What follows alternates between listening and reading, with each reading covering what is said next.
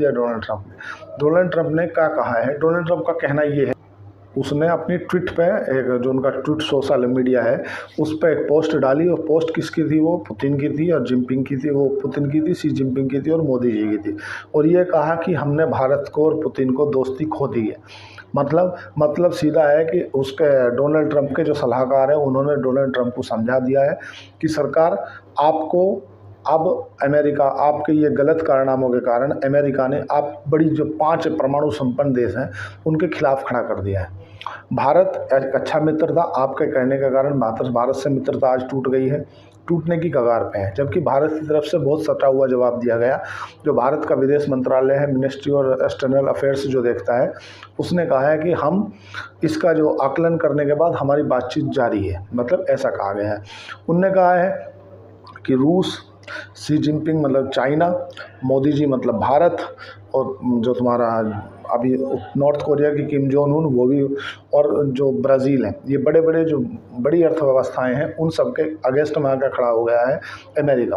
और इस सिचुएशन में अगर कभी इन केस चाइना ने ताइवान के ऊपर अटैक कर दिया तो इस परिस्थिति में अमेरिका को भारी पड़ जाएगी, क्योंकि अमेरिका की तरफ जो खड़े हुए देश हैं वे केवल नाटो हैं या पाकिस्तान है। और पाकिस्तान कुछ नहीं कहेगा। एक बार अगर पाकिस्तान से कर्जा मांग लिया ना चाइना ने, बोले तुझे कर्जा दे रखा, ला कर्जा दे दे, तो बोल देगा मुझे कोई झगड़े वगड़े से कोई लेना देना नहीं, मैं तो वैसे ही हूँ, बस खड़ा ही हूँ, ऐसे देख रहा हूँ। तो परिस्थिति ये है, डोनाल्ड ट्रंप ने बोल दिया कि हमने भारत को खो दिया है। लेकिन ये सलाहकार भी जान गए हैं कि भाई अब भारत के साथ में कहीं ना कहीं डील करनी पड़ेगी, अन्यथा भारत की जो जिस तरह से झुकाव है, मेरा तो ऐसा मानना है कि डोनाल्ड ट्रंप को नोबेल पुरस्कार दे ही देना चाहिए।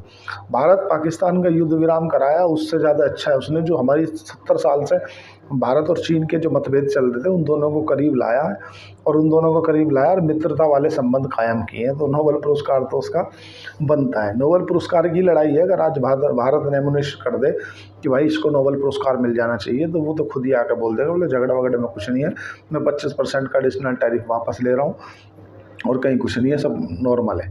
जो झगड़ा है वो नोबेल पुरस्कार का है, भारत ने उसकी जो श्रेय था वो वापस ले लिया। बोला नहीं इनका कोई लेना देना थोड़ी है नोबेल, इनको लड़ाई झगड़ा रुकवाने में, इन्होंने कुछ नहीं करा।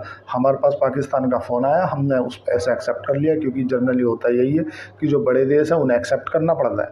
अगर वो एक्सेप्ट कर लिए, लेकिन इसका नेगेटिव असर है, अगर बाज़ार पर देखा जाए कि शेयर बाज़ार पर इसका क्या असर है, तो शेयर बाज़ार पर इसका नेगेटिव असर है। लेकिन सोमवार तक सब लोग भूल जाएंगे, सोमवार तक किसी को याद नहीं रहेगा। कल और परसों 2 दिन का बीच में गैप पड़ गया, शेयर बाजार में सब भूल जाएंगे, इतना कोई ध्यान नहीं रखता है कि ये हो गया ये हो गया। अब बात कर लेते हैं आज सबसे बड़ी खबर कौन सी रही। सबसे